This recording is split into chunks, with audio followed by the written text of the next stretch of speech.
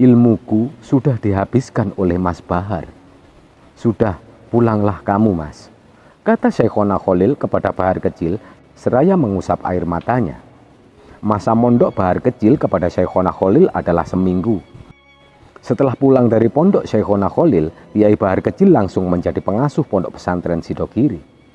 Usianya kala itu masih sangat muda, sehingga Bahar kecil dikenal dengan sebutan Kiai Alit atau Kiai Kecil.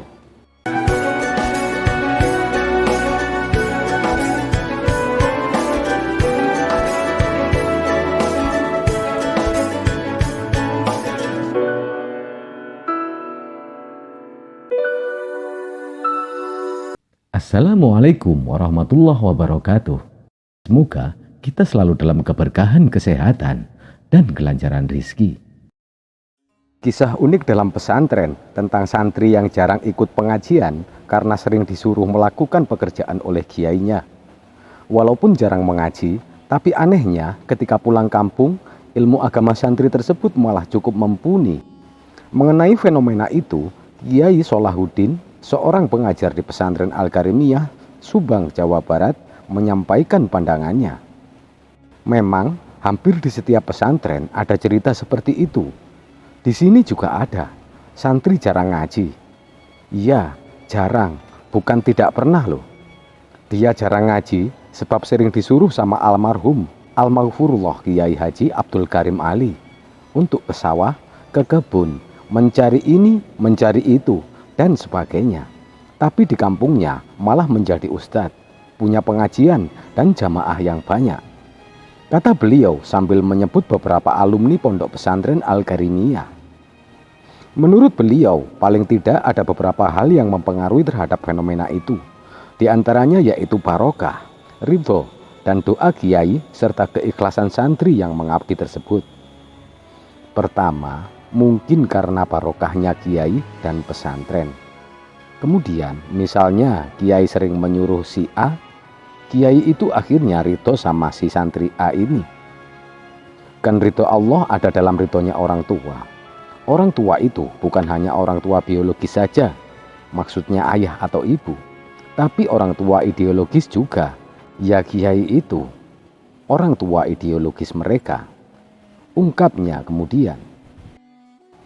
Saat berdoa, terkadang dalam hati kiai itu muncul sosok santri yang sering ia suruh. Hal ini cukup wajar karena setiap hari keduanya selalu bertemu dan berdialog, sehingga ada tambahan poin untuk santri yang mengabdi ini. Selain itu, juga faktor si santrinya ikhlas dan tawakal kepada Allah. Kalau ikhlas, pasti akan mendapat balasan positif dari Allah, ujar Pak Yai Solahuddin. Sebab kata beliau, santri yang ikhlas dengan yang tidak ikhlas akan terasa auranya. Misalnya santri yang kurang keikhlasannya disuruh bercocok tanam, tanamannya malah mati. Disuruh mengerjakan sesuatu, selalu ada saja kendalanya. Beliau pun menambahkan, santri kalau hendak pulang kampung biasanya berpamitan dan minta nasihat terakhir dari kiainya. Bagi santri yang diridhoi kiai, selain diberi nasihat, juga kadang diberi doa dan amalan tertentu. Itu baru yang bisa kita deteksi, belum lagi yang di luar, itu pasti lebih banyak. Karena banyak sekali ilmu dan rahasia Allah yang tidak bisa kita ketahui. Yang jelas, memang banyak yang seperti tadi. Santri yang jarang ngaji, karena disuruh kiai, tapi pulang dia bisa ngaji. Tutup beliau. Pada episode sebelumnya, Wali Paidi juga beberapa kali mengalami kejadian bisa memahami suatu ilmu hanya dengan belajar singkat. Tentunya atas berkah kiai dan izin Allah semata. Yang pertama ketika berguru ke Mbah Dim. Kala itu dikisahkan, oleh Mbah Kiai Ihsan, Wali Paidi diminta sowan. Oleh Mbah Ihsan, guru Kiai Wali Paidi diminta sowan dan ngabdi selama beberapa bulan di dalam pondok Mbah Dimyati. Mbah Dimyati berbeda kota dengan Mbah Ihsan. Mbah Ihsan menyampaikan pesannya kepada Wali Paidi. Apapun perintahnya, kamu harus menuruti tanpa AIU, tanpa babibu, dan tanpa suudon. Siap, Mbah, jawab Wali Paidi. Hampir 4 bulan Wali Paidi menjadi tukang sapu di dalam Mbah Dim. Dia juga menjadi pembersih kotoran ternak ayam, pencuci pakaian, dan tukang masak santri-santri Mbah Dim. Saat para santri ngaji, dia justru diperintah Mbah Dim untuk tidur. Saat bangun, Mbah Dim selalu saja menyibukkan Wali Paidi dengan kerjaan-kerjaan yang secara kasat mata tidak ada hubungannya dengan mengaji dan tirakat, seperti santri-santri lainnya. Kamu memang ngabdi di sana, bukan menjadi santri. Tidak boleh pulang kecuali diperintah oleh Mbah Dim, kata Mbah Ihsan saat berangkat, membuat Wali Paidi terus teringat. Malam itu, Paidi dipanggil Mbah Dim ke ruang dalam-dalamnya. Kamu pilih, mana jodoh yang kamu pilih? Kata Mbah Dim tiba-tiba. Jodoh yang mana, Mbah? Wali Paidi bingung. Tak ada seorang pun kecuali Mbah Dim di sana. Semua santri tidur. Ada yang tugas jaga malam dan tirakat malam, tapi mereka di lingkungan pondok semua. Cepat pilih yang mana. Mbah Dim makin berkeras memaksanya memilih jodoh yang tidak dilihat oleh Wali Paidi. Oh, nggih, Mbah. Sudah? Tanya Mbah Dim kembali. Sudah, Mbah, jawab Wali Paidi. Paidi makin tambah tak paham, tapi dia tetap menjawab saja. Famar rogiba ang sunnati falaisa minni. Barakallahu laka wa baraka alaika wa jama'akuma bainakuma fi khair. Doa Mbah Dim seperti membacakan doa mudin usai menikahkan dua mempelai pengantin baru. Sudah, kamu pulang. Bilang ke Kiai Ihsan, kamu sudah lulus ngaji dan ngabdi sekaligus di sini, kata Mbah Dim sambil memberikan kenang-kenangan berupa kopiah yang kini selalu dikenakan oleh Wali Paidi. Tak pernah ngaji, tapi kok lulus? Gumam Paidi.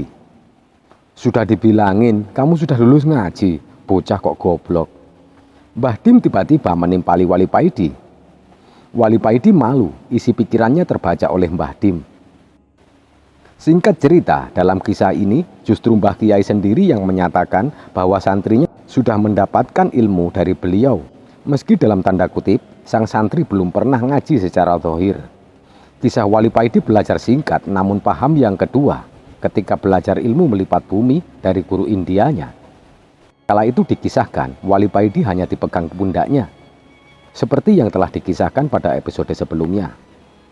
Yang ketiga, ketika berguru kepada Mbah Suto, kala itu dikisahkan Wali Paidi hanya duduk diam dan tidur selama 3 hari secara berulang-ulang. Kita akan mengulas kembali nanti kisah Wali Paidi berguru ke Mbah Suto di akhir video. Kisah selanjutnya adalah kisah Kiai Kentir. Tak pernah mengaji, tapi menjadi mubalik. Julukannya saja Kiai Kentir. Malah-malah di daerah Lumajang dan sekitarnya, beliau disebut Kiai Sambernyowo lantaran kesaktiannya. Disebut Sambernyowo, Kiai itu punya cerita. Dulu ketika beliau berdakwah di daerah Lumajang, sound system untuk beliau gunakan ceramah mati. Diduga kejadian itu lantaran ulah para dukun santet yang ingin jahil dan membatalkan dakwah itu. Karena beliau seorang kiai, dikirimlah surat Al-Fatihah kepada para kiai sepuhnya. Lalu diambilnya sepatu beliau yang sebelah dan digunakannya sebagai mikrofon. Sound system pun menyala dengan mic sepatu itu. Adapun beliau juga dijuluki Kiai Kentir lantaran gaya ceramahnya yang belak-belakan dan sangat merakyat. Kata Gundul Mukono beberapa kali disebutkan dan membuat para jamaah pengajian rutin Ahad Legi yang hadir pada Ahad 1 April 2018 itu tertawa ramai. Beliau adalah Kiai masyhur asal Putat Kidul, Gondang Legi, Malang. Seorang alumni pondok pesantren wisata An-Nur 2 ini dulunya pernah nyantri di Kiai Badruddin sejak tahun 1982 hingga 1986. 4 tahun nyantri, Yai masyhur mengaku tidak pernah mengaji. Dulu saya tidak pernah ngaji, tapi sudah disuruh boyong atau keluar. Ujarnya mengenang perkataan Kiai Badruddin. Baru 2 tahun mondok, Kiai masyhur yang masih jadi santri itu diutus oleh Kiai Badruddin untuk menjadi muadzin sholat 5 waktu. Tidak ada yang berani adzan di masjid kecuali saya, tutur beliau. Ada cerita unik antara si Kiai Kentir itu dengan Kiai Badruddin. Memang semasa mondoknya, Kiai masyhur waktu itu tidak pernah mengaji. Tetapi tidak serta-merta pula ketika boyong ia menjadi kiai yang terkenal hingga Solo itu. Masa mondoknya, Kiai Masyhur adalah santri yang setia memijat Kiai Badrudin setiap malam. "Din," begitulah Kiai Badrudin memanggilnya. "Din, ojo mandek sadurunge aku turu." Artinya, jangan berhenti memijat sebelum aku tertidur, ujar Kiai Masyhur menirukan gaya gurunya itu. Beliau pun terus memijat Kiai sampai lama. Masyhur muda pun merasa Kiai Badrudin sudah tidur. Lalu beliau berhenti dan mengunci kamar Kiai, kemudian melempar kunci kamar itu dari bawah pintu, seperti yang diperintahkan Kiai Badrudin kepadanya. Karena terlalu keras ketika melempar kunci, Kiai terbangun. "Loh, Din, kok wis mandek?" Artinya, "Loh, Din, kok sudah berhenti?" Kiai Badrudin berkata dari dalam kamar. Masyhur pun kembali memijat Kiai, dan kejadian itu pun berulang-ulang beliau alami. Tetapi meskipun capek, katanya Kiai Masyhur tetap ikhlas memijat Kiai Badrudin. Dan karena takdim itulah Kiai Masyhur menjadi seorang mubalik ternama. "Kon besok lek dadi kiai nyambut gawe." Artinya, suatu saat nanti kalau kamu menjadi kiai bekerjalah, ujar Kiai Masyhur menirukan gaya bicara Kiai Badrudin. Kiai Masyhur yang saat itu masih berstatus santri tidak tahu apa maksud pesan Kiai Badrudin itu. Berhari-hari beliau merenungkannya. Dan kini ketika beliau sudah menjadi kiai, seperti apa yang dikatakan Kiai Badrudin, Kiai Masyhur mengerti.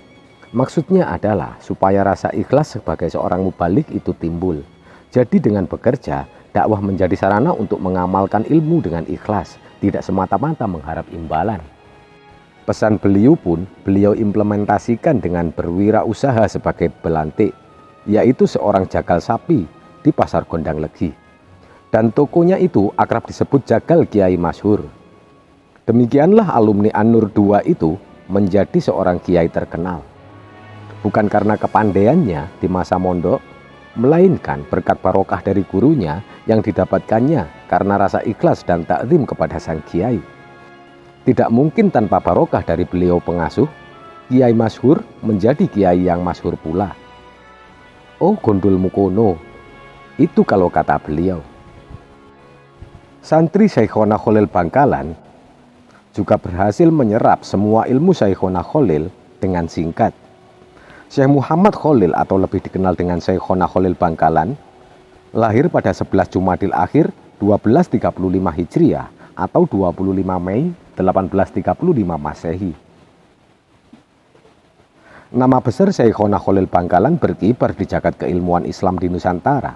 Siapa yang tidak mengenal Syekhona Khalil pada saat itu? Kealiman dan kewaliannya tidak diragukan lagi. Tidak satupun orang di Nusantara yang memungkirinya. Namun siapa sangka sosok yang sangat alim seperti Syekhona Khalil diserap semua ilmunya oleh salah satu santrinya. Dikutip dari bondowosonews.com, menceritakan kisah sosok santri yang berhasil menyerap semua ilmunya. Berikut kisah sosok santri yang berhasil menyerap semua ilmu sang guru yang sangat terkenal di jagat Nusantara itu. Pada saat itu, Kiai Bahar bin Nur Hasan bin Nur Khotim dari Sitogiri mondok di pesantren Syekhona Khalil Bangkalan pada umur 9 tahun atau 12 tahun. Di antara teman seperiode beliau ketika mondok di Bangkalan adalah Kiai Manaf Abdul Karim, pendiri pondok pesantren Lirboyo Kediri, Jawa Timur. Tidak banyak keterangan tentang bagaimana Kiai Bahar saat nyantri di pesantren Syekhona Khalil, baik tahun atau kegiatan sehariannya. Ketika Bahar kecil mondok di pesantren Syekhona Khalil, beliau merasa gundah karena tidak bisa sholat subuh berjamaah. Bukan karena rasa malas, melainkan karena hadas besar atau mimpi basah, atau bermimpi istri Syekhona Khalil.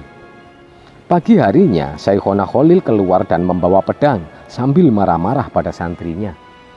"Siapa tadi malam yang tidur dengan istri saya? Ayo mengaku, siapa yang tadi malam tidur dengan istri saya?" kata Syekhona Khalil kepada para santrinya berulang-ulang. Semua santri ketakutan dan tidak ada yang berani menjawab karena mereka merasa tidak melakukannya. Lalu Syekhona Khalil menyuruh mereka berjalan dua-dua di depan beliau. Para santri pun keluar secara bergandengan. Namun santri yang terakhir tidak ada gandengannya. Syekhona Khalil yang mengetahui hal itu heran dan berkata, "Ini mana gandengannya?" "Tidak ada, Kiai," jawab santri yang tanpa pasangan tersebut dengan gemetar. Segera semua santri yang waktu itu berjumlah 20 orang mencari Kiai Bahar Kecil yang bersembunyi di biliknya atau di kamarnya karena merasa bersalah dengan mimpi yang dialaminya. Akhirnya Bahar Kecil ditemukan dan dibawa ke hadapan Syekhona Khalil. Dengan berterus terang, Bahar Kecil menceritakan apa yang dialaminya itu. "Injih, memang saya yang melakukannya, Kiai, tapi cuma mimpi." Setelah mendengar penuturan santrinya itu, Syekhona Khalil menghukumnya dengan disuruh menebang pohon-pohon bambu di belakang rumah beliau dengan pedang tumpul yang sejak tadi dalam genggaman beliau. "Sekarang kamu saya tindak. Rumpun bambu yang ada di belakang rumah saya itu, tebang semua sampai bersih. Jangan sampai ada sisanya, meskipun selembar daun," perintah Syekhona Khalil Bangkalan. Setelah selesai dari tugasnya, Bahar Kecil pun pergi menghadap Syekhona Khalil untuk melaporkan hasil pekerjaannya. Syekhona Khalil yang melihatnya menghadap bertanya dengan nada tinggi, "Sudah?" Bahar Kecil menjawab singkat, "Injih, sudah, Kiai," sambil menyerahkan kembali pedang yang dibawanya tadi.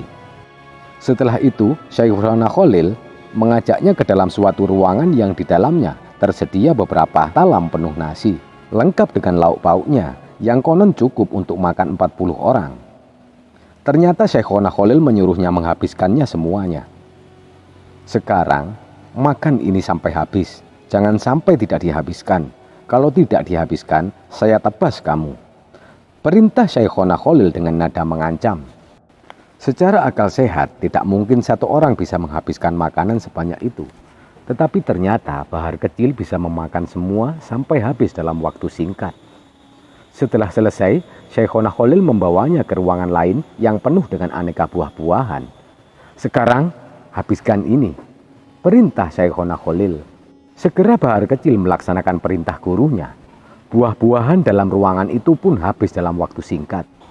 Setelah itu, Bahar Kecil diajak keluar dari ruangan itu oleh Syekhona Khalil dengan menangis. Bahar Kecil tidak mengerti kenapa gurunya itu menangis.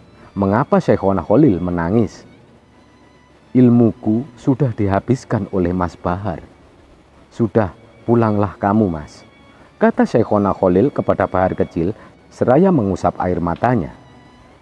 Sejatinya nasi, lauk pauk, serta buah-buahan merupakan isyarat akan aneka macam ilmu Syekhona Khalil yang luas dan banyak itu. Namun ternyata muridnya bisa menghabiskan semua itu. Ada yang menyebutkan bahwa Syekhona Khalil berkata, "Saya mencari ilmu ke Sidogiri dengan susah payah. Sekarang sudah diambil kembali." Saat Bahar Kecil pulang ke Sidogiri, Syekhona Khalil mengikut sertakan 7 santrinya dari Madura untuk menjadi santri Bahar Kecil.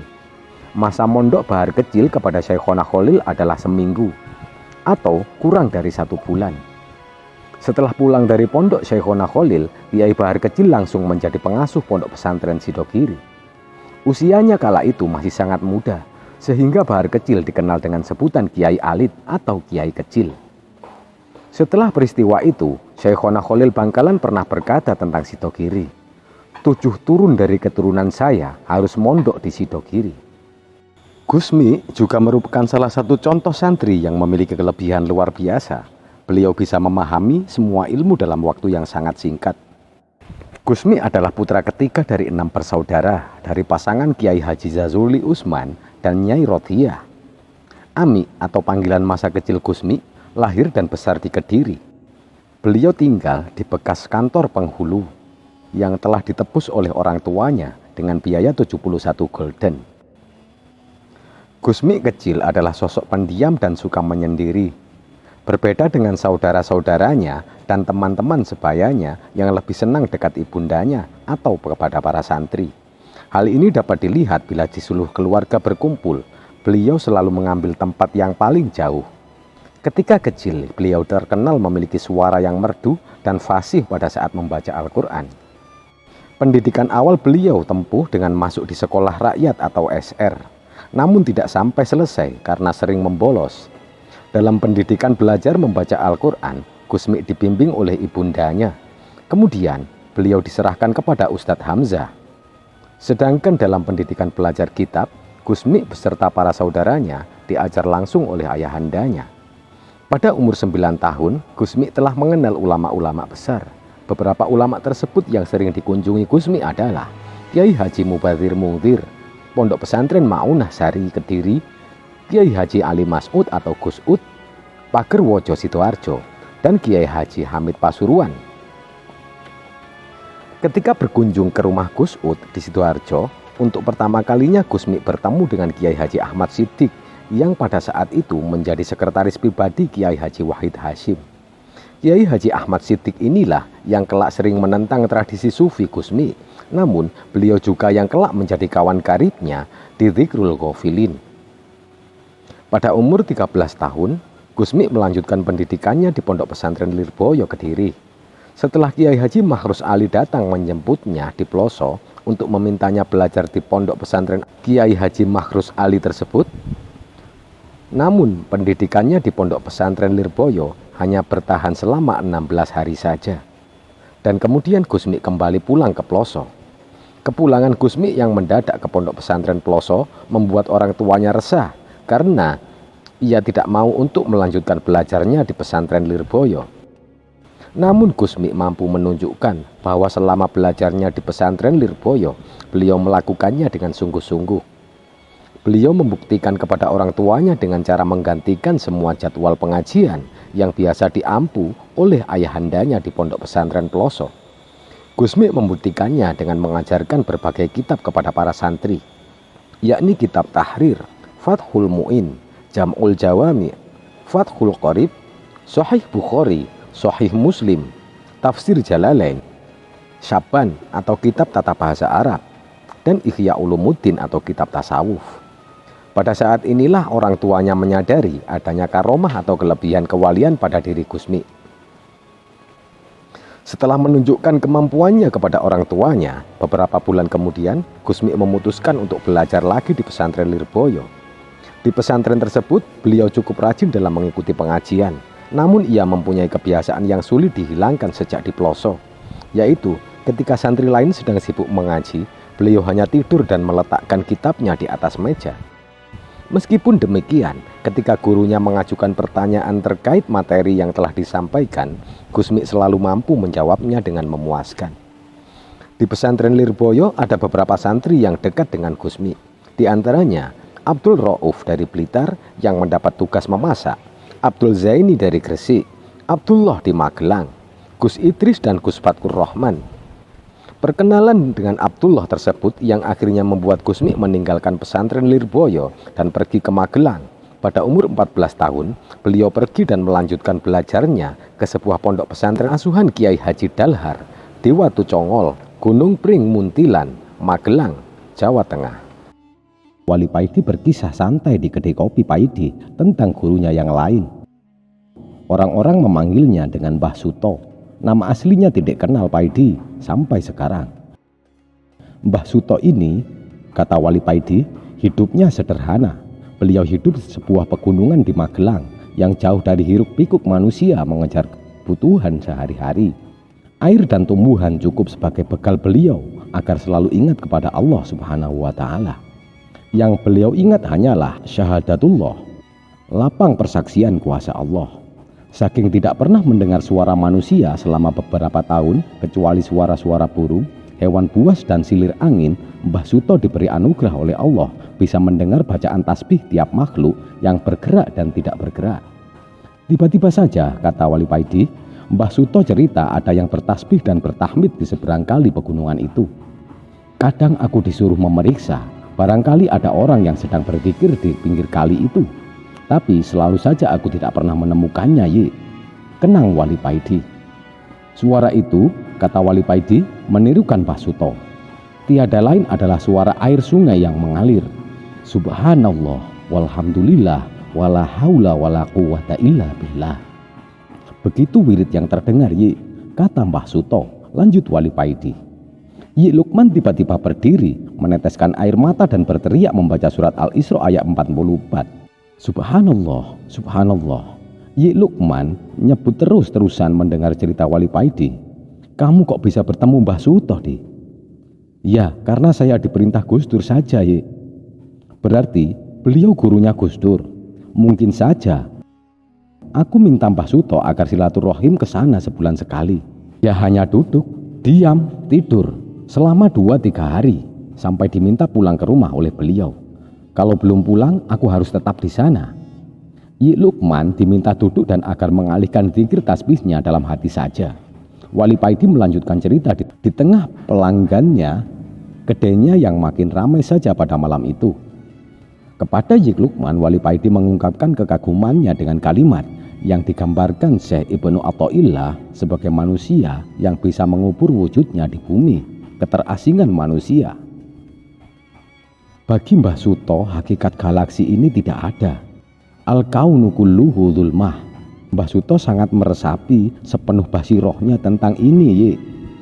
Suatu kali Mbah Sutoh pernah memerintahkan Wali Paidi agar ziarah ke makam-makam Wali Songo secara utuh, dengan jalan kaki dan tidak boleh menumpang ke kendaraan apapun, termasuk bus umum. Di awal mula perjalanan itu, Wali Paidi mencoba ikut menumpang bus meski tanpa bekal. Bukan hanya ditolak oleh kondektur, ia dihardik dan didorong sampai terjatuh saat hendak naik ke bus itu. Wali Paidi mencoba naik ke bus lain. Kali ini bukan hanya didorong, Wali Paidi sampai ditempeleng oleh sang kernet hingga lebam sisi mata kirinya. Bus yang ketiga juga sama, bahkan lebih parah. Wali Paidi oleh kernet didorong, dipukul babak belur berkali-kali sambil dibenamkan ke selokan pinggir jalan yang penuh dengan kotoran manusia. Wali Paidi muda melanjutkan perjalanan ziarah Wali Songo dengan jalan kaki. Kapok tidak akan menumpang bus manapun lagi. Panas terik didapatinya di jalan. Ia tidak boleh membeli makanan, hanya boleh makan bila mengambil sisa makanan orang di tong sampah. Paidi benar-benar diperintah Mbah Sutoh agar tidak bergantung kepada manusia. Hamba sejati, kata Sohib Hikam, adalah mereka yang tidak mengakui hakikat kebermanfaat wujud manusia. Tawakal standar tinggi sedang ditempa olehnya. Mengeluh saja tidak boleh. Selama di perjalanan, obat segala rintangan saat menjadi salik Wali Songo hanyalah husnudzon kepada Allah Subhanahu wa Ta'ala. Selama 3 bulan Wali Paidi berziarah ditemani peringatan agung ma qada asyai'un mithlul wam. Tidak ada yang menuntunmu kepada kehinaan sebagai hamba seperti bahayanya berandai-andai wam. Kalau di bumi ini selain Allah ada yang bisa merugikan dan memberi manfaat. Usai ziarah Wali Paidi pulang ke pondoknya. Berpuluh hari Paidi tidak mandi, tubuhnya merasakan kesegaran. Panas terik jalanan, hujan lebat yang dilaluinya seolah terlupa. Di depan cermin masih berhanduk, ia kaget. Perasaan saat di jalan kelaparan selama 3 bulan. Tubuhku mengering, kulit menghitam. Kok ini jadi putih dan gemuk kembali? Ada kawan santrinya bertanya, kamu kemana saja selama 3 hari ini? Dicariin Gus Misbah tuh. Katanya ada hadiah dari yang naksir. Cah pondok putri. Ndasmu 3 hari. Aku kan dah bilang ke lurah pondok, izin pulang 4 bulan. Aku kembali ke pondok sekarang karena urusanku sudah rampung lebih cepat. Ih Paidi, ini tanggal 27, kamu pamit tanggal 24 kemarin. Toh masih ada catatan izinmu. Beneran, bener sumprit. La haula wala quwata illa billah. Mbah Sutoh, I love you Mbah. Mulai sekarang kamu tidak boleh takut mati, takut miskin, dan takut dibully di jalan yang benar. Jangan baperan. Kamu sudah membuktikan sendiri wujud kuasa Allah selama jadi salik ziarah. Begitu Yi, kata Mbah Sutoh dalam mimpi saat malam usai pulang ke pondok. Kata Wali Paidi kepada Yi Lukman. Sejenak Yi Lukman mengeluarkan kunci mobilnya dan dilempar ke Wali Paidi. Ini untuk apa Yi? Kau kasih hadiah mobil ke aku hanya karena cerita Mbah Sutoh yang buatmu nangis. Barokallah. Hadiah gundulmu, ayo antar aku silaturahim ke Mbah Sutoh. Sekarang tinggalkan kedaimu. Kan sudah wafat Yi. Ya sudah, ayo ziarah ke makamnya saja. Tidak tahu Yi. Kue iki piye toh Di? Murid kok mabuk begitu? Mbah Sutoh itu humul Yi. tidak mau terkenal, sampai makamnya saja di mana tidak ada yang mengetahui. Terus piye kalau ingin ketemu? Ngopi saja di sini, itu udutnya masih banyak. Wali Paidi mengajak karyawan kedainya tahlilan sebentar, kirim Al-Fatihah dan bacaan thayyibah lainnya untuk Mbah Suto. Wassalamualaikum warahmatullahi wabarakatuh.